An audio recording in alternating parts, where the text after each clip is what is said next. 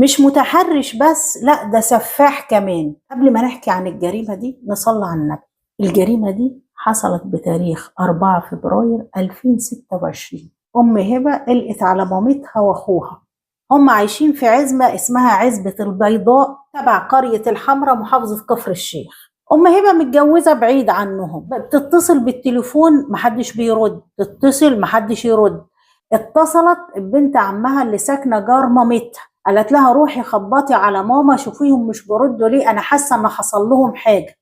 بنت عمها راحت تخبط محدش بيرد. اتصلت على ابن عمها ياسر، حاول تطلع على السطح من عندك وتدخل البيت عندنا، لان انتوا عارفين في الارياف البيوت بتبقى لازقه جنب بعضها. فياسر ابن عمها قال لها لا انا ما اقدرش ادخل البيت ومفيش حد معايا لان البيوت لها حرمه. قالت له يا ياسر انا حاسه ان ماما واخويا احمد حصل لهم حاجه. قال لها طب انا هتصل على خالك اشوف مرات عمي راحت فين. وفعلا بتصل على خالها يقول لها هي مرات عمي صباح مش شفتوها؟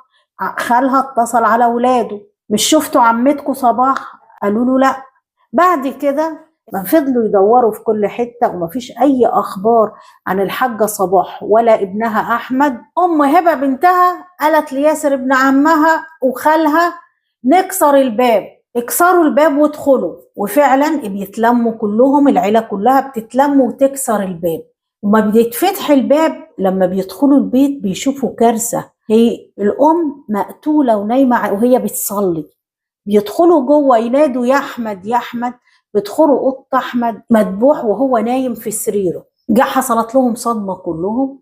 جت المباحث ابتدت تعمل تحريات عن الواقع، ابتدت تحصر المشتبه فيهم. هل أحمد ووالدته الحاجة صباح في مشاكل بينهم وبين حد؟ يعرفوا في مشاكل بينهم وبين واحد اسمه خالد. وبيبدأ رجال الأمن يسمعوا سبب المشكلة اللي كل العيلة عمالة تتكلم عليها. فبتبدأ أم هبة أخت أحمد تحكي إن أحمد كانت خاطب البنت دي وهي جاية ركب جنبها واحد اسمه خالد شغال ترزي جارهم. بنت تحرش بيها، حط إيده على رجلها. البنت اللي هي خطيبة أحمد المجني عليه باباها مسافر واخوها مسافر، فاشتكت لأحمد بحكم انه خاطبها. لما اشتكت لأحمد، أحمد لا ده قال لها ده انا هجيب لك حق. فعلا قابل خالد وهو معدي من قدام بيتهم وقال له يا خالد ما يصحش اللي انت عملته ده. قال له انا ما عملتش حاجه. قال له يعني انت تصح خطيبتي وهي جايه تحط ايدك على رجلها وتتحرش بيها؟ قال له ما تحرشتش بيها، ده هي قليله الادب، ده انا عندي مراتي ضافرها برقبتها، هي دي انت فاكرها ست؟ هي حاسبه نفسها ست. وابتدى يتطاول على احمد ويعلي صوته. ده بدل ما يقول هي فهمتني غلط او ما حصلش ولو حصل كده يبقى حقك عليا، ابتدى يبجح ويقبح. احمد لما لقي خالد بجح وقليل الادب، احمد زعل قال طب خلاص كده انا رديت عليك غلطك وانت ولا اعتذرت ولا تاسفت، ده وكمان بيتبجح وبتقل ادب. راح رد على حما خالد قال له يصح من خالد انه يعمل كده في خطيبتي وما اجي حاسبه يقل ادبه عليا؟ قال له معلش يا ابني حقك عليا. طبعا الكلام ده مش اقنع احمد شايف ان ليه حق، خطيبته خالد اتحرش بيها وفي نفس الوقت هو اتشتم واتهان والبلد كلها عرفت القصه بتاعته. خالد المتحرش جاي هو ومراته في ليله ومعديين من قدام بيت احمد، ما هم جيران.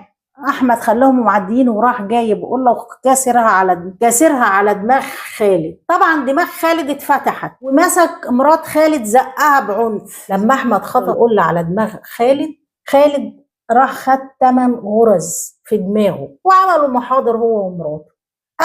الناس الطيبين قالوا لك لا نعمل قعده ونصالحهم على بعض. خالد المتحرش رفض ان هو يصطلح، قال عشان اصطلح عايز على كل غرزة 4000 جنيه، 4 في 8 ب32,000. أحمد قال له أنا مش معايا إلا 10,000 جنيه، هديك 10,000 جنيه ويبقى لك 22,000، أما ظروفي تتحسن هديك ال22,000 على أساس تجيب بال10,000 جنيه الأدوية ليه.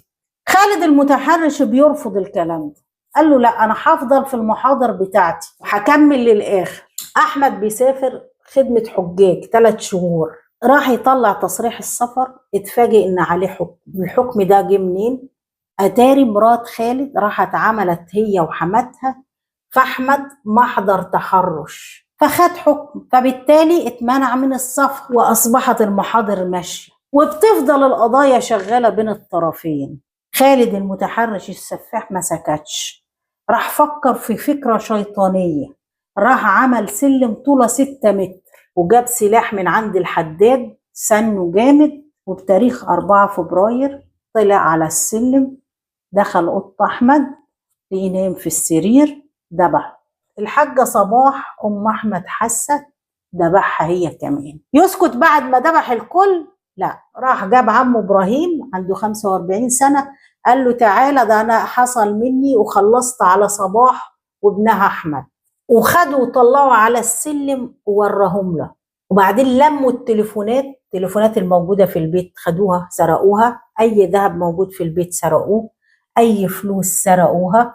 وخالد قال لعمه عايزين نشيلهم نخفيهم، عمه قال له لا أنا ماليش دعوة بالحكاية دي، ولا ليا دعوة بالمسروقات بتاعتك، وسابه.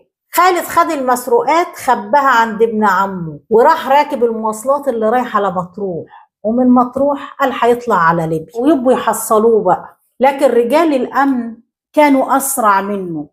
مديرية أمن كفر الشيخ اتواصلت مع مديرية أمن مطروح وتم القبض على خالد. يعني الحكاية خالد بدأ متحرش وانتهى سفاح.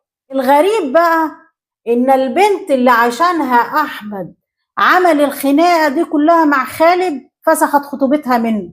عمها اتصل على أحمد قال له تعالى يا أحمد، راح له قال له بنتنا مش عايزة تتمم الجوازة. سبحانك، حتى الجوازة ما تمتش، مشروع خطوبة وفشل. يعني خالد ده بدأ متحرش، وازاي يتحرش والست تشتكي ولا حد يقول له ده غلط ولا مش غلط؟ ازاي؟ واحمد كمان يعتبر غلطان. المسائل بتتحل طريقة احسن من كده. يعني ايه تقابل واحد تخلي واحد وهو معدي تمسكه تضربه بالقلة تفتح دماغه؟ برضه يعني الامور وصلت لطريق مسدود. قضايا التحرش دي كارثه. يعني البنت صاحبه الحكايه دي اللي اتحرش بها وهي راكبه الميكروباص، مش كانت ممكن تحل المشكله؟ يعني هي تاخد حقها منه، تهزقه هي وخلاص الموضوع ينتهي على كده. طيب هي لو كانت حلت المشكله بينها وبينه وهزقته وخدت حقها خلاص، لو اتعرض لها مره تانية المفروض تشتكي. دي حاجه. الحاجه التانية بالنسبه لاحمد المجني عليه، الامور كانت بتتحل بطريقه بابسط من كده. يعني كان ممكن يفهمها لو اتعرض لك تاني بلغيني وانا هعرف اتصرف. لكن ان هو يتقابلوا ويشتموا بعض، وبعد ما شتموا بعض لا، يتربص بيه احمد الضحيه، يتربص بخالد المتحرش السفاح وهو راجع بالليل ويضربه بالقله هو ومراته. انا مش عارفه هو الارياف بتوعنا هو ايه اللي حصل فيه، ايه نسبه الجرائم اللي طالعه منها دي؟ في حاجه غريبه يا جماعه هناك. سبب لا يخلي ده يضرب بالقله تربص بيه ويضربه بالقله، ولا سبب يخلي ده يسرق ويقتل. كل شويه يطلع لنا جرائم غريبه. الجريمه عالم غريب وعالم تقريبا لا ينتهي. في الاخر بنقول ربنا يرحم الحاجه صباح وابنها احمد. بس كل اللي حصل ده اسباب بسيطه كانت الامور تتحل. الجريمه فعلا عالم لا ينتهي. سلام عليكم.